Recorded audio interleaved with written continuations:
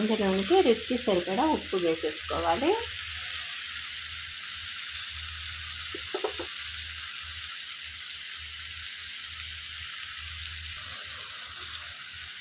ఒక table spoon ధనియాల powder వేసుకోవాలి.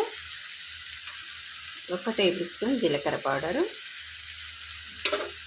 మొత్తం కలిపేసుకోవాలండి. మసాలా అంతా ములక్కాడలకు పట్టేటట్టుగా కొంచెం కలిపేసుకొని ఒక 10 నిమిషాలు మూత పెట్టి మగ్గించుకోవాలి. ఈ ఆవిరికి మంచిగా ఉడికిపోతాయండి, దగ్గరకు అయిపోతుంది ములక్కాడ.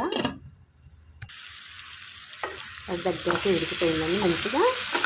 ఇందులోనికి మనం నూరు పెట్టుకున్న కొబ్బరి గసగస వేసేసుకోవాలండి.